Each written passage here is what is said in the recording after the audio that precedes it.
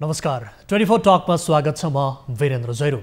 दर्शकवृन्द, खेलकुद क्षेत्र चर्चामा छ। अहिले नयाँ खेलकुद ऐन लागू भएपछि राष्ट्रिय खेलकुद परिषद राखेपको परम्परागत संरचना फेरिएको छ भने जिम्मेवारी पनि तलमाथि भएको छ।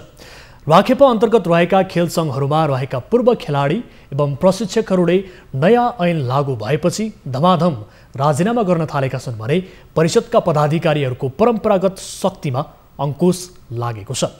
यता नेपाल ओलम्पिक कमिटी एनओसी पनि नेपालको खेलकुदमा राखेपसँग जोडिएर अघि बढिरहेको एक स्वायत्त संस्था हो। राखेप मातहत राखिएका सङ्घहरूको जगमा उभिएको नेपाल ओलम्पिक कमिटीको भूमिका नेपालको खेलकुदको विकासमा अहम मानिए पनि यसको प्रभावकारिता अन्तर्राष्ट्रिय आयोजना एवं क्षेत्रीय आयोजनाहरूमा सीमित बनेको गुनासो पनि उत्तिकै सुनिन्छ। नयाँ ऐन आएको सन्दर्भमा अब राखेप र एनओसीको भूमिका कस्तो हुन्छ र खेल सङ्घहरूप्रतिको स्वामित्व यी दुई संस्थाले कसरी लिन्छन्, यस्तै विषयमा केन्द्रित रहेर आज हामी 24 टकमा कुराकानी गर्दैछौँ नेपाल ओलम्पिक कमिटीका उपाध्यक्ष एवं कार्यकारी निर्देशक र नेपाल टेबल टेनिसका सङ्घका अध्यक्ष चतुरानन्द राज वैद्यसँग। सर, स्वागत छ यहाँलाई कार्यक्रममा। हस्, धन्यवाद। आराम हुनुहुन्छ? ठिकै छ, राम्रै छ। हजुर, अब सुरुवात कहाँबाट गरौँ भने विशेष गरी तपाईँ नेपाल ओलम्पिक कमिटीको उपाध्यक्ष पनि र सँगसँगै कार्यकारी निर्देशकको पदमा पनि जोडिनु भएको छ। कसरी यो दुईवटै पदमा जोडिनु भयो? उपाध्यक्ष चाहिँ नि अब गएको इलेक्सनबाट म मनोनित भयो, जितेको हो। हाइएस्ट भोट ल्याएको भाइस प्रेसिडेन्टमा र नेपाल ओलम्पिक कमिटीको विधान अनुसार चार्टर 37 मा व्यवस्था भएअनुसार मलाई चाहिँ नेपाल ओलम्पिक कमिटीको बोर्डले एजुकेटिभ डाइरेक्टरको जिम्मेवारी दिएको। अब उपाध्यक्ष र कार्यकारी निर्देशक त विशेष गरी यो दुईवटै पद भने त फरक फरक पद पनि हुन् हैन? कसरी चाहिँ म्यानेज गरिरहनु भएको छ?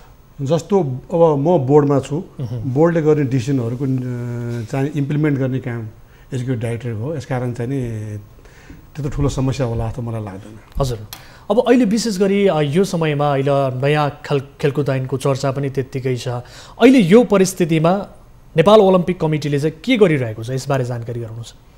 होइन, नेपाल ओलम्पिक कमिटीले अब रेगुलर जुन गर्नुपर्ने काम, अब ओलम्पिकको प्रिपरेसनहरू होइन, स्कलरसिपको खेलाडीहरूको लागि प्रिपरेसनहरू, सोलिडारिटी कोर्सहरू जुन रेगुलर गर्ने काम त गरि नै रहेको छ। हजुर, जुन तपाईँले यो ऐनको कुरा गर्नुभयो त्यसमा चाहिँ नि ऐनमा अब नेपाल ओलम्पिक कमिटीलाई एउटा चाहिँ स्वायत्त संस्थाको रूपमा अब अलिकति यसलाई स्थान राम्रो मजबुत किसिमबाट दिएको जस्तो मलाई लाग्छ।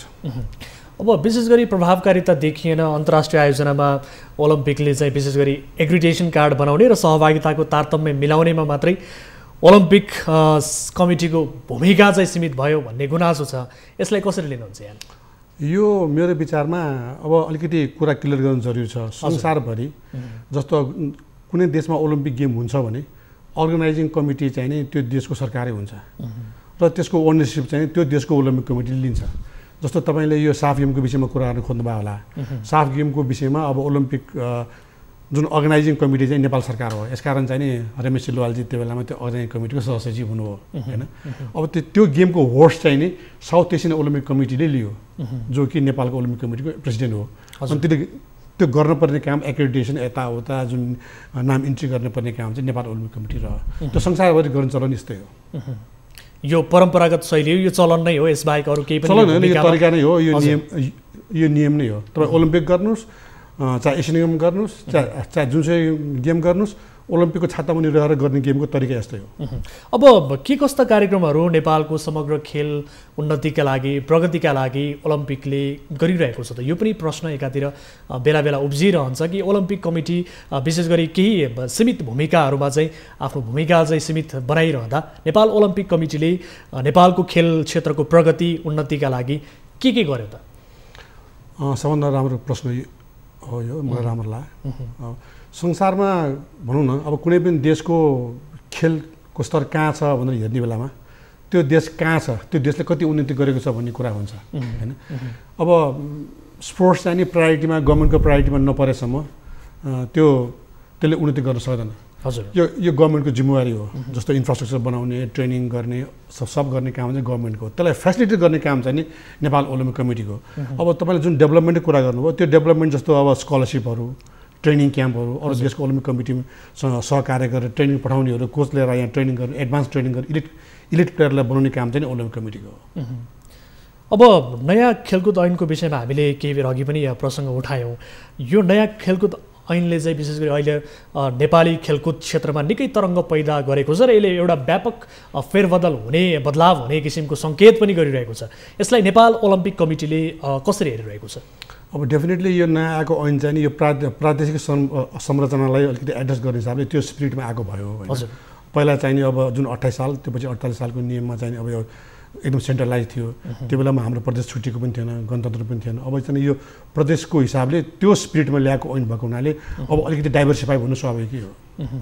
अब यो ऐन आएपछि विशेष गरी नेपाली खेलकुदको कार्यकारी निकाय, राष्ट्रिय खेलकुद मातहत रहेका जति पनि खेल सङ्घहरू छन् त्यो खेल सङ्घहरूको स्वामित्वको व्याख्या अब चाहिँ कसरी होला त? जस्तो त्यसमा खास फरक छैन। जस्तो अब 7 प्रदेशमा 7वटा प्रादेशिक चाहिँ यो खेलकुद परिषद हुने भयो। अब त्यस्तै सङ्घहरूको पनि अब 7 प्रादेशिक सङ्घ हुने भयो। अब त्यो अन्तर्गत जिल्लाहरू हुने भयो। त्यसरी नै अब त्यो केन्द्रमा आउने भयो। त्यसमा खास मैले फरक देखाएको छैन। फरक देख्नु भएको छैन। तर ओलम्पिक कमिटीले पहिलेदेखि नै खेल सङ्घहरू विशेष गरी ओलम्पिक कमिटी मातहत नै रहनुपर्ने आवाज उठाउँदै आएको थियो होइन? यो यस्तो छ, खेल सङ्घ भन्ने सब ओलम्पिक कमिटी अन्तर्गतै हो। हजुर होइन। सङ्घको प्रतिनिधि गएर ओलम्पिक कमिटी बन्छ। त्यो ओलम्पिक कमिटीलाई त्यो इन्टरनेसनल ओलम्पिक कमिटीले मान्यता दिन्छ। त्यसरी नै चलिरहेको हुन्छ। अब यहाँ गभर्मेन्टको रुल्स एन्ड रेगुलेसन अनुसार खेलकुद परिषदमा दर्ता गर्नुपर्ने भएको हुनाले प्रदेशमा जिल्लामा पनि हाम्रो यो सङ्घहरू प्यारलली गठ्नुहुन्छ। तर बेसिकली यो जुन केन्द्रको सङ्घको प्रतिनिधि गएर ओलम्पिक कमिटी तयार हुन्छ त्यो ओलम्पिक कमिटी चाहिँ इन्टरनेसनल ओलम्पिक कमिटीसँग एफिलिएसन हुन्छ। त्यसरी नै काम अगाडि बढ्छ। अब नयाँ खेलकुद ऐनले विशेष गरी अब धेरै बदलावको सङ्केत गरिरहँदा यसमा तपाईँले केही सकारात्मक कुराहरू पनि छन्। सकारात्मक नकारात्मक कुराहरू चाहिँ तपाईँले यो ऐनको समग्रमा के देख्नु भएको छ? किनभने कतिपय अधिकारहरू यति बेला खेलकुद मन्त्रालयमा सारिएको स्थिति छ। राष्ट्रिय खेलकुद परिषदको औचित्यमाथि पनि प्रश्न उठिरहेको स्थिति यति बेला देखिरहँदा तपाईँले नेपाली खेलकुद क्षेत्रका लागि यो ऐन कतिको सकारात्मक कतिको नकारात्मक रहेको पाउनु भएको छ? यसलाई मैले अब स्वागत योग्य नै छ, किनभने यसलाई सङ्घको स्वायत्तता यसले पुरा दिएको छ। पहिला जस्तो होइन होइन, सङ्घ स्वायत्त छ भनेको छ, ओलम्पिक कमिटी स्वायत्त छ भनेको छ होइन। त्यसैले अब काम गर्ने वातावरण चाहिँ राम्रै हुन्छ जस्तो मलाई लाग्छ। यो ऐनले ओलम्पिकको स्वायत्तता हुन त स्वायत्त नै थियो ओलम्पिक कमिटी, ओलम्पिकको भूमिका चाहिँ यो ऐनमा चाहिँ कतिको हटाएको जस्तो लाग्छ? अब तपाईँले आफैले भनिहाल्नुभयो ओलम्पिक त स्वायत्त छँदैछ थियो नै, तर यस ओलम्पिकको भूमिकालाई यो ऐनले अझ बलियो अझ मजबुत बनाएको जस्तो मलाई लाग्छ। के कुरामा मजबुत बनाएको छ? के जस्तो ऐनमा एउटा बुदामा लेखेकै छ। हजुर। अब खेलकुद कार्यक्रम गर्ने, खेलकुद अरू कुरा एक्टिभिटी गर्ने बेलामा ओलम्पिक कमिटीसँग समन्वय गरेर गर्नुपर्छ भनेर यसमा यो ऐनमा व्यवस्था भएको छ। त्यसकारण त्यो भनेको मतलब के हो भने कोअर्डिनेसनबाटै गर्नुपर्छ भन्ने भएको हुनाले ओलम्पिकको चाहिँ यस महत्त्व पनि अझ यसले बढी उजागर गरेको जस्तो मलाई लाग्छ। अब विशेष गरी अहिले पछिल्लो समय एउटा अर्को विषयले चर्चा पाइरहेको छ कि ऐनअनुसार जति पनि खेल सङ्घहरू छन् होइन, ती खेल सङ्घबाट प्रशिक्षकहरूले एउटा दोहोरो भूमिकामा रहन नपाउने भनेर राजीनामा गरिरहेको स्थिति छ। यसले गर्दा कहीँ कतै एउटा खेलकुदसँग अट्याचमेन्ट जोडिएको व्यक्ति सङ्घमा बस्न नपाउने भइसके पछाडि अन्य व्यक्तिहरूको हालिमुहाली हुने र अझ बढी राजनैतिक खिचातानी सङ्घहरूमा हुने भन्ने किसिमको डर देखिएको छ। यसलाई तपाईँले कसरी लिनु भएको छ? किनभने खेलकुद क्षेत्रमा एक किसिमको एउटा अट्याचमेन्ट भएको व्यक्ति त्यसले सङ्घ चलाउन सक्यो भने केही न केही सङ्घप्रतिको एउटा माया एट्याचमेन्ट रहन्छ भन्ने पनि भनिन्छ। यस कुरा अहिले अलिकति यसमा के छ भने सबको आफ्नो आफ्नो रेस्पोन्सिबिलिटी छ। हजुर। कोचको आफ्नो रेस्पोन्सिबिलिटी छ। हजुर। सङ्घमा बस्ने पदाधिकारीको आफ्नो रेस्पोन्सिबिलिटी छ। अब यसमा अहिले यो कर्मचारीहरू बस्न पाउनु भनेको छ, तर कर्मचारीबाट रिटायरमेन्ट भइसकेपछि बस्न पाउँदैन भनेको छैन एउटा कुरा। अनि अर्को कुरा यसमा के व्यवस्था हुनसक्छ भएको छ भने जुन कोचहरूलाई एउटा प्रत्येक सङ्घमा चाहिँ टेक्निकल कमिटी बनाएर त्यो कमिटीमा रहेर सङ्घसँग चाहिँ नि यो कोअर्डिनेसनमा सहकार्यमा काम गर्न सक्छ भनेको छ। त्यसकारण चाहिँ त्यसले गर्दा त्यति प्रब्लम होला जस्तो मलाई लाग्दैन। अब ओलम्पिक कमिटी र विशेष गरी नेपाली खेलकुदको सर्वोच्च निकाय भनौँ राष्ट्रिय खेलकुद परिषद बिच जुन किसिमको एउटा समन्वय हुनुपर्ने हो खेलकुद विकासका लागि, यो तारतम्य कतै नमिलेको पनि देखिन्छ। कस्तो छ यो दुई बिचको सम्बन्ध चाहिँ कस्तो रहेको छ यसबारे बताउनुहोस् न। यो महत्त्वपूर्ण क्वेसन हो नेपालको स्पोर्ट्स डेभलपमेन्टको लागि। मलाई के लाग्छ भने अब खेलकुद परिषद एउटा सरकारी निकाय भयो, उसको आफ्नो स्कोप अफ वर्क छ। ओलम्पिक एउटा चाहिँ नि अब एउटा स्वायत्त संस्था हो, उसको आफ्नो स्कोप अफ वर्क छ। आफ्नो आफ्नो स्कोप अफ वर्कमा बसेर काम गर्ने हो भने यसमा कुनै समस्या मैले देखेको छैन। तर समस्या त देखिन्छ नै, किनभने दुई बीचको समन्वय हुँदैन। कतिपय खेलकुद भनौँ न खेलकुदका गतिविधिहरूमा पनि यी दुई बीचको एउटा तिक्तता सम्बन्धमा यो किसिमको दृष्टान्तहरू पहिलेदेखि नै देखिँदै आएको छ। कारण चाहिँ के हो? ओलम्पिकले चाहिँ नि कुनै पनि गेम गर्दैन। ओलम्पिकले गेम गर्ने होइन, खालि ओलम्पिकले समन्वय गर्ने हो। गेम गर्ने समन्वय गर्दाखेरि पनि एक किसिमको अभाव तिक्तता चाहिँ पक्कै पनि देखिन्छ नि। अब त्यो सोचाइ होला मान्छेको, तर किनभने समन्वय नगरिकन किन उपाय छैन। तपाईँले साफ गेम हेर्नुभयो, अब त्यहाँ अलिकति डिफ्रेन्सेसहरू भयो होला, तर अर्गनाइजिङ कमिटी नेपाल गभर्मेन्ट हो होइन। ओलम्पिक कमिटी चाहिँ नि होस्ट यो ओनरसिप लिने भयो होइन, साउथ एसियन ओलम्पिक कमिटी दुईवटा मिलेर नै यो गरे हो। अब छिनामसिना कुराहरूमा अब भयो होला कुराहरू, तर त्यस्तो तिक्तता चाहिँ म देख्दिनँ। तर स्वयं ओलम्पिक कमिटी पनि त विवाद रहित रहन सकेन नि, किनभने विभिन्न बेला भनौँ न कतिपय समयमा विवादहरू उत्पन्न भइरहन्छ। ओलम्पिक कमिटीमा पनि सही तरिकाले कामहरू अगाडि बढ्न सक्दैन भन्ने किसिमका गुनासोहरू आउँछन्। यो विवाद चाहिँ किन भइरहन्छ ओलम्पिक कमिटीमा? यसो छ, अब यो भनेको एउटा महत्त्वपूर्ण ठाउँ हो, सबको कहाँ पर्ने ठाउँ हो होइन। सबको कहाँ पर्ने ठाउँ भएपछि सबलाई त्यहाँ जाने इच्छा पनि हुन्छ। त्यस कारण विवाद त हुने स्वाभाविकै हो। तर मेरो विचारमा जुन तपाईँले विवाद भन्नुभयो, अब मुद्दा मामिला कुरा गर्नुभयो, त्यस्तो केही पनि छैन। अब यो अहिले पनि के भनेको छ भने अन्तर्राष्ट्रिय मान्यता प्राप्त ओलम्पिक कमिटीसँग नै सहकार्य गरेर काम गर्नुपर्छ भनेपछि यसमा मैले कुनै विवादको अरू कुनै कुरा देखाएको छैन। अब तपाईँको विशेष गरी सङ्घतिर लागौँ, अब टेबल टेनिस सङ्घको अध्यक्ष पनि हुनुहुन्छ। टेबल टेनिस सङ्घले चाहिँ अहिले खेलाडीहरूको दक्षता विकासका लागि के कस्तो किसिमको योजना बनाएको छ, कार्यक्रमहरू के कस्ता किसिमका कार्यक्रमहरू अगाडि बढाइरहेको छ, यसबारे जानकारी गराउनुहोस्। अब हामीले नेपाल सरकारको राष्ट्रिय खेलकुद परिषदसँग मिलेर हामीले कार्यक्रम ल्याउँछौँ, त्यस्तै ओलम्पिक कमिटीसँग मिलेर इन्टरनेसनल फेडरेसनसँग मिलेर हामीले कार्यक्रम ल्याउँछौँ है। अब यसपालि साफ गेमको रिजल्टले हामीलाई एकदम हौसला दिएको छ। हजुर, यसमा पक्का पनि यो 20-30 वर्षपछिको राम्रो रिजल्ट हो। हामी अहिले टोटलमा इन्डियापछि हामी अहिले सेकेन्डमा भयौँ मेन्स टिममा। त्यो भनेको एकदमै राम्रो हो।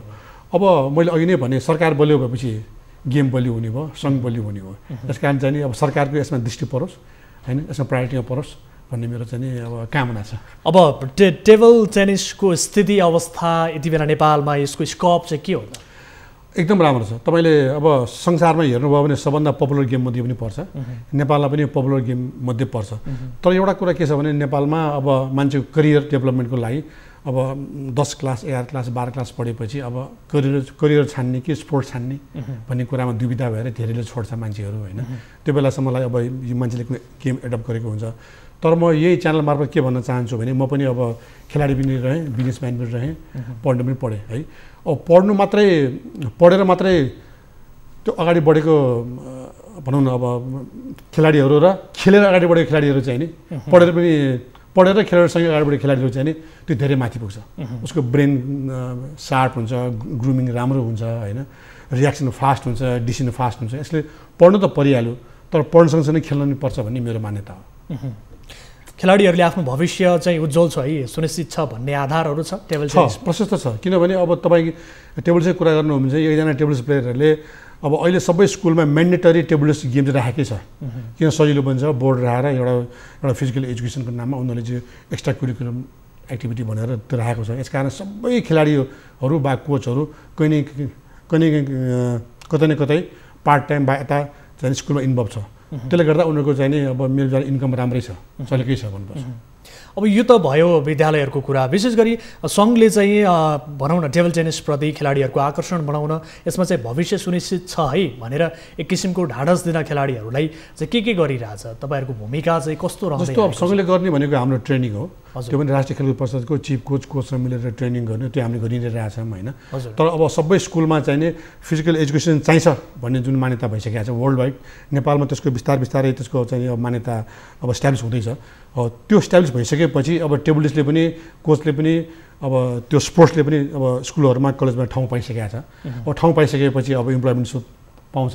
हजुर, त्यो हिसाबबाट बिस्तारै यसको चाहिँ स्कोपहरू स्कुल लेभल देशमा पनि बढ्दैछ। तर तपाईँले भन्नुभयो सागमा हामीले राम्रो पोजिसन ल्यायौँ, नेपालमा टेबल टेनिसप्रतिको आकर्षण बढिरहेको छ, नेपाल टेनिसको चाहिँ नेपालमा भनौँ न स्तर बढिरहेको छ भनेर भनिरहँदा दक्षिण एसियामा नै हाम्रो स्तर अझ प्रभावकारी बन्न नसकेको भन्ने किसिमको गुनासोहरू आउँछ। यो यथार्थ पनि हो। यो कमजोरी सुधार्न यहाँको भूमिका कस्तो रहेको छ? सङ्घले के अब जुन लास्ट साउथ एसियन गेममा हामी इन्डिया पछि पऱ्यौँ। तपाईँले इन्डियन गभर्मेन्टले स्पोर्ट्समा खर्च गरेको र नेपाल गभर्मेन्टले खर्च गरेको हेर्नुभयो भने आफैले पनि एन्सर पाउनुहुन्छ। धेरै नै फरक छ। मैले अघि भने गभर्मेन्ट स्ट्रङ नभएसम्म स्पोर्ट्स स्ट्रङ हुँदैन होइन। त्यसकारण जुन किसिमबाट गभर्मेन्टले खर्च गरेको छ त्यसको दाँजोमा हाम्रो result one of the best हो, वान अफ द बेस्ट हो, यसमा डाउट छैन। किन तपाईँले श्रीलङ्का हेर्नुहोस्, धेरै खर्च गर्ने देशमा पर्छ। इभन भुटानै हो, पाकिस्तान हो, मालदिप्स हो, बङ्गलादेश हो, उनीहरूको दाँजोमा हाम्रो एकदम खर्च इन्भेस्टमेन्ट कम छ, गभर्मेन्टको बजेट एकदम कम छ। त्यो हुँदाहुँदै पनि हामीले साउथ एसियन गेममा एकदम राम्रो नतिजा निकाल्यौँ। यसकारण चाहिँ नि यसमा चाहिँ नि अब सन्तुष्ट हुनैपर्छ भन्छु। अझ राम्रो प्रगति गर्नु हो भने अब इन्भेस्टमेन्ट गर्नु पऱ्यो, ट्रेनिङ गर्नु पऱ्यो, सब कुरो गर्नु पऱ्यो, अनि बल्ल स्तर माथि उठ्छ। सङ्घलाई अहिले कतिको प्रायोरिटी दिएको छ? अन्य सङ्घको तुलनामा चाहिँ टेबल टेनिस सङ्घ कतिको प्रायोरिटीमा परेको छ नेपाली खेलकुदमा? अब राष्ट्रिय खेलकुद परिषदले यो टेबल टेनिस सङ्घलाई चाहिँ नि यो राम्रो सङ्घ हो, चलायमान सङ्घ हो होइन, यो चाहिँ नि साउथ एसियन गेमको मेडल ल्याउने सङ्घ हो भन्ने कुरामा चाहिँ नि त्यो लिस्टमा चाहिँ पारेको छ होइन। अब त्यो मात्र सफिसियन्ट होइन नि त। मैले भने नि बजेटको कुरा हो होइन, ट्रेनिङको कुरा हो र इन्फ्रास्ट्रक्चरको कुरा हो। फेरि सेन्ट्रलाइज मात्रै भएर भएन, देशभरि नै हुनु पऱ्यो ट्रेनिङहरू, अनि बल्ल त्यहाँबाट खेलाडी निस्कन्छ, अनि सेन्ट्रलमा खेलाडी राम्रो हुन्छ। त्यो एउटा चाहिँ लङ टर्म प्रोसेस हो कि तपाईँले अब भनौँ न म 10 करोड दिन्छु त अब च्याम्पियन बन भनेर बन्नेवाला छैन। त्यो अब मिहिनेत गरेर लङ टर्म इन्भेस्टमेन्ट गरेपछि बल्ल खेलाडी बन्ने हो। अब त्यो तर्फ चाहिँ नि बिस्तारै अब देश लाग्दैछ जस्तो मलाई लागेको छ। अब तपाईँले विशेष गरी बजेट चाहिँ कम छ टेबल टेनिसको क्षेत्रमा भनेर भनिरहँदा यसबाहेक अब टेबल टेनिसको नतिजा राम्रो दिन सक्छौँ हामी, तर यो कुराहरू भयो भने चाहिँ हामी यसको रिजल्टलाई अझै प्रभावकारी बनाउन सक्छौँ, अझ राम्रो नतिजा परिणाम हामी टेबल टेनिस खेलाडीहरूबाट दिन सक्छौँ भन्ने केही छ त्यस्तो? पक्कै छ, किनभने अब यो जोनमा इन्डिया वर्ल्डको टप ऱ्याङ्कमा छ। हजुर। अब 7औं, 8औं, 9औं, 10औं पर्छ। अब हाम्रो ऱ्याङ्क हेर्नुभयो भने अब जस्तै अब 70, 71, 72मा छ। तैपनि अब नमिता श्रेष्ठ चाहिँ नि विदिन 500मा परेको छ होइन।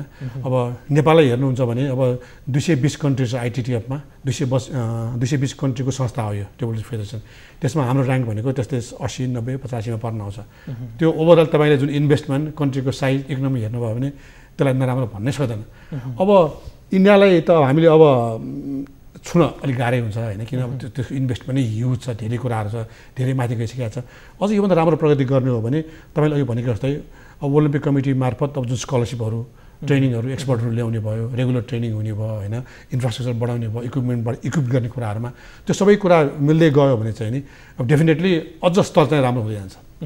अब विशेष गरी कोरोनाको प्रभाव खेल क्षेत्रमा परिरहँदा अब टेबल टेनिसमा पनि यसको प्रभाव पर्यो। खेलाडीहरू, टेबल टेनिस खेलाडीहरू लामो समय लकडाउनका कारण बन्धक बन्न पुगे होइन। कतिपय खेलाडीहरू मानसिक तनावमा पनि छन् र उनीहरू आफ्नो भविष्यप्रति अझै पनि के हुने हो भन्ने किसिमको एउटा चिन्ता मनमा खेलाडीहरूमा छ। टेबल टेनिसको खेलाडीहरूमा मात्रै होइन, अन्य थुप्रै खेलाडीहरूमा। अब तपाईँ यति बेला कोरोनाका कारणले थलिएको जुन खेलकुद क्षेत्र छ यसमा भनौँ अझ खेलकुद सङ्घमा तपाईँ जिम्मेवारी व्यक्ति भई भनौँ न ओलम्पिक कमिटीमा पनि र सँगसँगै तपाईँ टेबल टेनिस सङ्घको पनि व्यक्ति भएका हिसाबले अब थलिएको नेपाली खेलकुदलाई, यो टेबल टेनिसको क्षेत्रलाई उकास्नका लागि तपाईँहरूको योजना चाहिँ के छ? अब यो पनि गम्भीर प्रश्न हो, किनभने ल्याग बिहाइन्ड भइसकेपछि, ब्याकलग भइसकेपछि टाइम लाग्छ, डेफिनेट लाग्छ। त्यसकारण ओलम्पिक कमिटीको नातामा, त्यहाँ बसेको नाताले मैले के भन्न सक्छु भने बिचमा हामीले यो खेलाडीहरूको चाहिने यो बुस्ट गर्नलाई, मेन्टल जुन डिप्रेसनबाट बुस्ट गर्नलाई हामीले जुम क्लासहरू थुप्रै लियौँ, साइकोलोजी क्लासहरू थुप्रै लियौँ, 1 हप्ता 2 हप्ता क्लासहरू लियौँ, कोचहरूसँग पनि हामीले क्लास लिइरहेछौँ होइन। र उहाँहरूबाट हामीले के जानकारी लियौँ भने अब तपाईँहरूको सेल्फ ट्रेनिङ, वर्कआउटहरू कसरी गरिराख्नु भएको छ भनेर बेला बेला हामीले क्लास ट्रेनिङ गरेको छौँ होइन।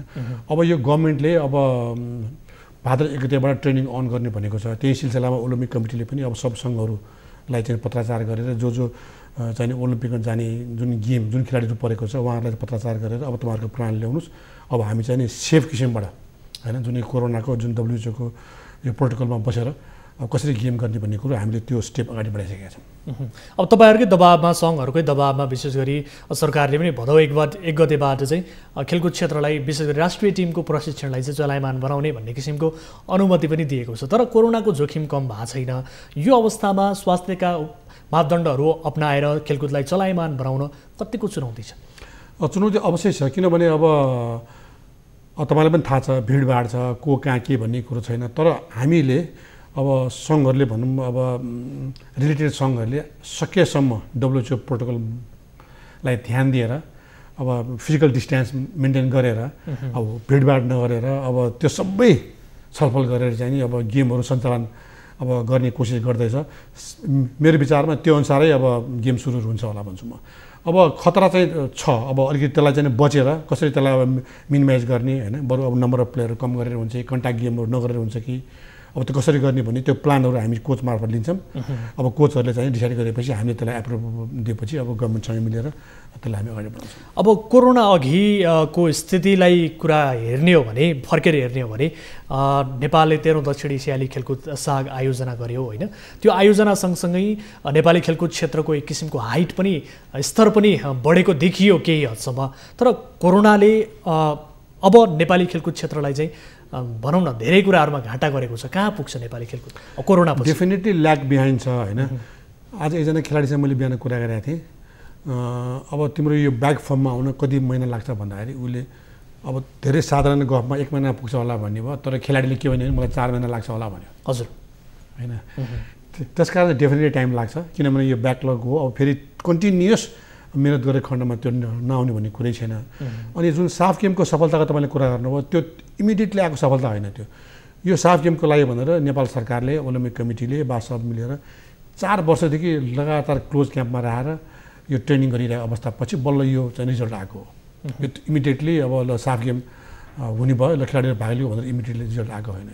3-4 वर्षको रेगुलर मेहनतपछि ओभरसिज ट्रेनिङहरू, यो क्लोज क्याम्पहरू, बाहिर ट्रेनिङहरू, एक्सपर्टहरू मगाएर गरेको ट्रेनिङहरू सबको रिजल्ट हो। यो 3-4 वर्ष त गरेनन् खेलाडीहरूले, गरेको छ। अनि तपाईँलाई त्यो थाहा नभएको होला, तर कन्टिन्युस होइन। जस्तो अब 2 महिना गऱ्यो, 1 महिना ग्याप गरेर 2 महिना गऱ्यो, सरकारले बजेट छुट्याएको छ। बजेट खेलकुद परिषद मार्फतै लङ टर्म ट्रेनिङ पछिको रिजल्ट हो यो होइन। खेलाडीहरूले त जे कम समयको तालिम पायौँ भनेर गुनासो गर्ने होइन, ठाउँ त थुप्रै थियो। होइन, त्यो अब कुनै गेममा त्यो स्पेसिफिक गेममा होला, तर होइन। यो साफ गेम नेपालमा हुने भइसकेपछि नेपाल गभर्मेन्टले यो साफ गेमलाई मध्यनजर गरेर ट्रेनिङ गरेको निकै लामो भइसकेको छ।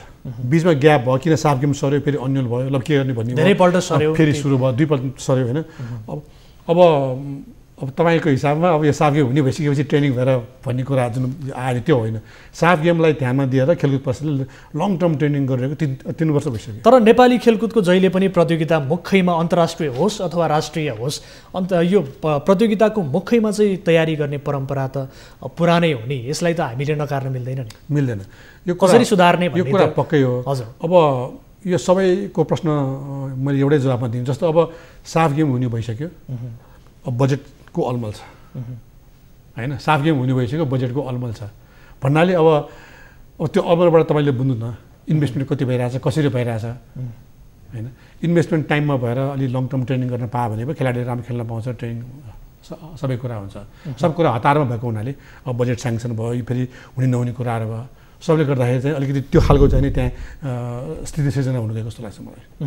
अब अन्तिममा जस्तो यति बेला नेपाली खेलकुदले एउटा नयाँ ऐन पाएको छ, राष्ट्रिय खेलकुद विकास ऐन 2077 कार्यान्वयनमा आइसकेको छ। यससँगै धेरै बदलाव हुने सङ्केत यो ऐनले गरिरहँदा र कोरोनाको मारमा हामी यति बेला परिरहँदा नेपाली खेलकुदले अब चाहिँ कस्तो किसिमको बाटो समात्ला जस्तो लाग्छ तपाईँलाई? डेफिनेटली राम्रो हुनुपर्छ, किनभने अब पहिला सेन्ट्रलाइज थियो एक हिसाबले होइन। अब प्रदेशहरूको आफ्नो आफ्नो सरकार छ, प्रदेशले पनि इन्भेस्टमेन्ट गर्न सक्ने भयो, रङ्गशाला बनाउन सक्ने भयो, ट्रेनिङ गर्न सक्ने भयो, नेसनल च्याम्पियनसिप गर्न सक्ने भयो, लोकल प्लेयरहरू त्यहाँ तयार हुने भयो होइन। त्यो हिसाबले चाहिँ नि डाइभर्सिफाइज भएको हिसाबले अब निकै राम्रो हुनुपर्छ जस्तो लाग्छ। टाइम त लिएला पक्कै पनि, तर निकै राम्रो हुन्छ मेरो विचारमा। अन्तिममा अब मैले सोध्न छुटाएको र तपाईँले भन्न चाहनु भएको केही कुरा छ? अब खेल सम्बन्धी कुरा गर्नुहुन्छ भने मैले अघि भनिहालेँ होइन। अब पहिला खेलाडीहरू खेल्यो भने बिग्रिन्छ, अब पढेको मान्छे राम्रो भन्ने त्यो अवश्य होइन। तपाईँ पढेर खेल्नुभयो भने राम्रो मान्छे बन्नुहुन्छ, देशको लागि सेवा गर्ने मौका पाउनुहुन्छ होइन, एउटा असल नागरिक बन्छ जस्तो मलाई लाग्छ। हुन्छ, यो समय र संवादका लागि तपाईँलाई धेरै धेरै धन्यवाद। हस्, न्युज 24ले मलाई आज यो समय दिनुभयो, के कुरा राख्ने मौका दिनुभयो, त्यसको लागि तपाईँलाई पनि धन्यवाद। नमस्कार। हस्, थ्याङ्क यू सो मच।